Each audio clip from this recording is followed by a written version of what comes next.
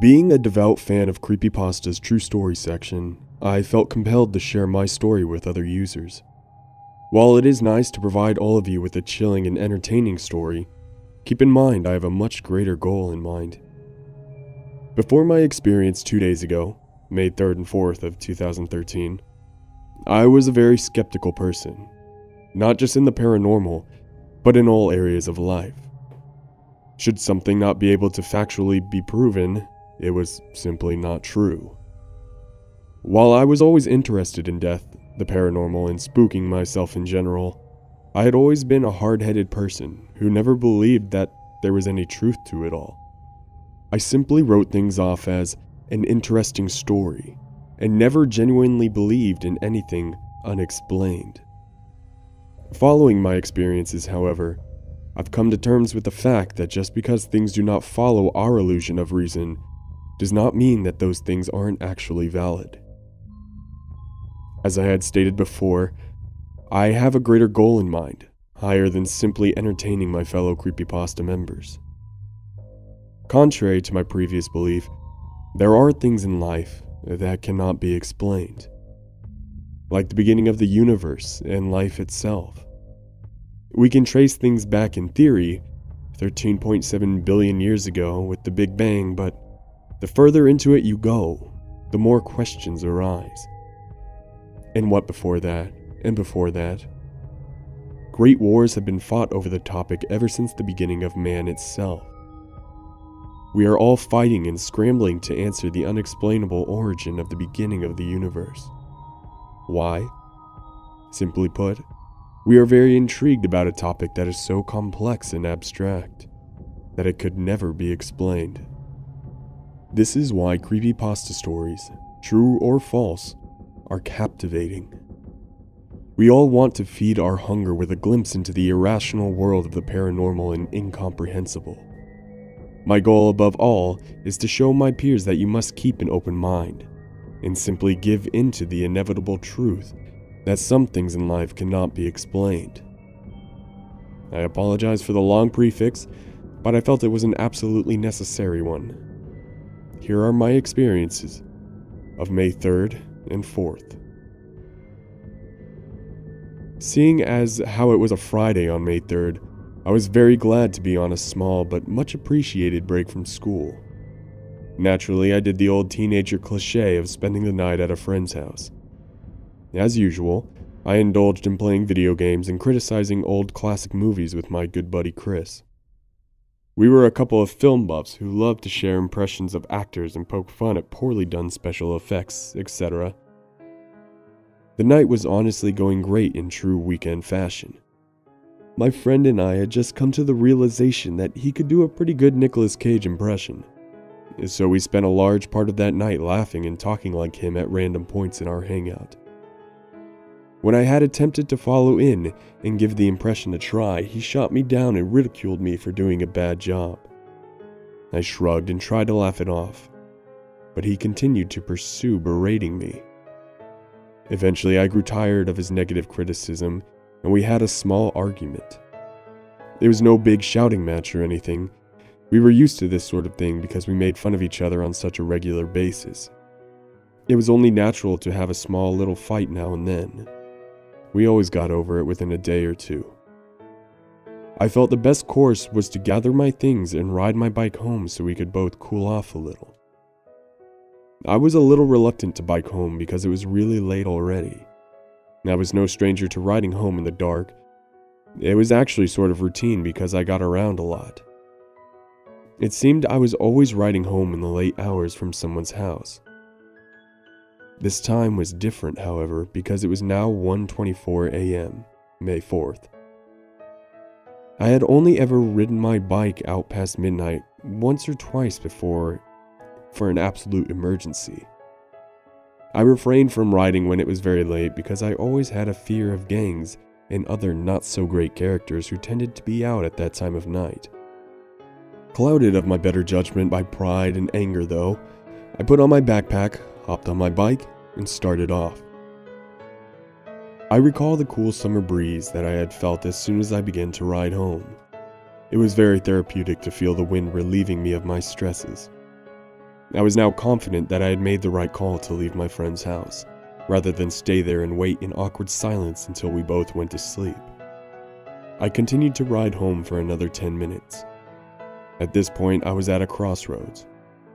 Do I ride down Van Ness, or turn and head towards the main road, where the prostitutes and gangsters usually hung out? I continued to go straight and head down Van Ness. Although this seemed like a no-brainer, it took some thinking and a fair amount of guts. Van Ness was a very tranquil street. It was filled with the tall pines, little traffic, and certainly no shady characters like Blackstone. It was the quintessential biking trail for the town during the day, a biker's paradise. At night, however, it was much different. Van Ness was a bit of a historic part of town, so it did not have any streetlights. There were so many trees that even the moonlight couldn't sneak through to illuminate the street. Me and my friends frequently joked that this was the darkest street in the world. Aside from being very dark, it was also very quiet. Even the sound of crickets would be relieving because you would know that you were not completely alone. I had been riding on the street for a while now, and only had about 3/4 of a mile remaining until I was on my street. I'd gotten kind of used to the street and was no longer nervous about the spookiness of it. The solitude was actually quite refreshing. During the day, I frequently rode down Van Ness. As I had mentioned, it was a mecca for bike riders. I was very familiar with all the buildings and fields on the stretch of road. So, when I saw an unfamiliar building, it stuck out like a sore thumb. At the end of a long, dry field stood a tall, menacing mansion of a home, like straight out of a classic horror movie. I could totally imagine a thunderstorm in the background adding to the horrifying look of it. I stopped pedaling and slowly passed the building by. The curiosity of the building began to burn a hole in my head. I knew that if I didn't stop and analyze the building, I would lose sleep wondering what I had missed. I turned around and dismounted my bike and stared at the building in awe. On the front of the building was a green text, the same green that was used on the historic part of town in Van Ness. I was nearsighted, which meant that I need to wear my prescription glasses to see far away. I reached in my pocket and realized that I had left my glasses at Chris's house in my hurry. I decided that I would have to get a closer look if I wanted to read what it said. I was way too enthused to simply call it a night on that note. I had to, at least, read what it said. I stepped onto the crunchy dry field and proceeded to walk towards the building. My imagination was running wild, thinking of what on earth this sign would read. My mind is drawing blanks now as to what I thought it could have said. Finally, I got close enough to make out the words, Van Ness Asylum, under what was a smaller subtext that I couldn't yet read. I didn't know if I should continue to walk towards it and run like hell out of there. Once again, I figured, I have to at least read it. I walked a little closer and read the smaller text. 978 North Van Ness. I was so puzzled. I was so sure that had I seen this terrifying building before, I definitely would have looked inside of it, and at the very least, remembered that it was there. It's not very often you see an asylum, you know. Second, why would there be an asylum in the middle of all of these nice homes in the first place? All of the homes surrounding, and the asylum itself, looked to be built around the same period. The homeowners would have gone mad had they known a loony bin was right next door. The asylum was obviously abandoned, as shown by the broken windows and poor upkeep. So at the very least, why wouldn't the neighborhood have at least petitioned to have the building torn down in recent years? None of this was adding up. I decided I should call someone and at least get their opinion. Should I go in? The grim reality reminded me that it was now about 2 a.m. All of my family and friends were asleep. Maybe not Chris, but he was mad at me. I contemplated going in and paced back and forth at the idea. My entire life, I had been kind of a play it safe type of guy, afraid to branch out and try new things. In the past 2 years, I had tried to embrace the spontaneous life and tried to learn to say yes. I had to be absolutely nuts to go into an abandoned asylum on a dark street at 2 in the morning by myself, mind you. But imagine what you'd find. I recalled watching YouTube videos of people who would break into condemned asylums and see what they found. The idea fascinated me, but at the same time, I didn't think I had it in me. I couldn't possibly, could I? Once again clouded by my better judgment, this time by intense curiosity and the drive to take a chance and explore, I proceeded to look for an opening into the building. I circled the building and gave reasons like, that hole is too small, or I'd ripped my shirt there. Soon I realized I was making sorry excuses to delay the exploration. I psyched myself up and crammed myself through the broken window. I saw no signs of graffiti, old soda cans, or cigarettes that would imply that anyone has been in here since it was boarded up and deserted. That scared me. If someone had been in here before, I would have at least known that whatever dangers may be in here, someone had encountered them before me. I had a very annoying habit of scaring myself when having a clear, non-timid mindset was very important. I had a flashlight that I attached to my bike that I used to navigate the dark, cold building.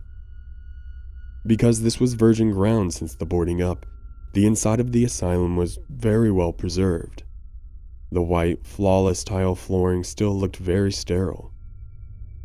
Trust me when I say, neatness was much more scary than if the place was a wreck. It was very freaky. Papers were scattered about from when they were extracting files and sensitive patient information, but other than the papers, the place was pristine, spotless. No mirrors broken, no cracked porcelain toilets, no piss and excrement all over the walls like you would expect. Next, I focused on paying attention to where I was and where I was headed. Where were the patients' bunks? Where were the operating rooms? And where was the morgue? It seems I was in the admissions area, where you would be checked in and out. I walked down a narrow hallway and found a cluster of operating rooms, complete with the antiseptic metal tables stripped of all warm, comfortable sheets and pillows. I didn't find any scalpels or bone saws. I presume they removed those for health concerns. I scavenged through drawers and found surgical tubing, respirator masks, and sterile gloves, still sealed in the boxes. It was so odd to see that aside from the scattered papers and no chairs or furnishings, the place still contained a lot of things necessary to keeping an operational medical facility. I continued through the asylum and found that the pattern on the floor had changed. The tiles were a different color, almost like a yellow-brown, and the tiles were also smaller. I noticed that every few feet, there were drains on the floor. I looked up and around and saw lockers where I assumed scrubs and other gear was stored. I put it all together and made the conclusion that I was in the morgue. The drains had been strategically placed to allow for draining of blood on the floor. A truly haunting thought. My whole time in there, I heard a few creaks and whatnot, but just blamed them on my stepping and the age of the building. I had been in there about 6 minutes when finally I heard something that absolutely made my stomach drop.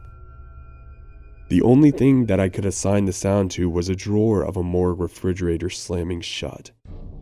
The large lockers where the dead are stored before burial. I did not explode and bolt out of there. I knew that if I had done that, I would have gotten scared that something was right behind me, chasing me. I tried to keep calm and walk out of the place without panic, but in the back of my mind, I knew that I had never been so scared in my life. After an eternity, It seemed I jumped out of the window and landed back on the porch of Ness Asylum. I ran through the field and got on my bike and rode home. It's not like my endeavor was over. I still had to ride nearly a mile home in anguishing fear of the dark, deserted streets of Ness. Soon I was home, safe and sound. I was so shaken up, I didn't think that I could return to living a normal life again. Falling asleep that night was very hard. I pushed through it, and the next day, I felt a lot better. Now I suppose I could have sullied the story by making up some bullshit about how I saw a figure, or something touched me, or there was blood all over the walls. I know that some people would prefer to have some truly horrifying experience to make this long story all worth it. But I wanted to stay true to heart and not spoil a true and scary story. Need not worry, however, the story isn't over there. Here is the paranormal, truly unexplainable part. I called up my friend Chris, and it seemed that both of us were done being mad. I told him about what had happened, and told him I'd meet him at his house in about an hour. I rode to his house and was there in about 40 minutes. I was very excited to tell him about it in person. He was so amazed that he decided he wanted to go and look at the asylum for himself. He also rode down Van Ness at least twice a year and did not recall seeing an asylum, night or day. I was very much still traumatized by last night, but I really wanted to show off the fact that I had gone into that scary fucking house all by myself. We decided we'd both take a bike ride down Van Ness to see the building. When we arrived there about 3 p.m., 30 minutes later, we had some trouble finding the house. I recalled the length and shape of the field of the asylum, and I saw a field that matched it, but saw no menacing asylum on top of it. This didn't make sense. It didn't add up, just like the asylum being there in the first place. I didn't understand. But as I stated earlier, there are just some things in life you cannot explain.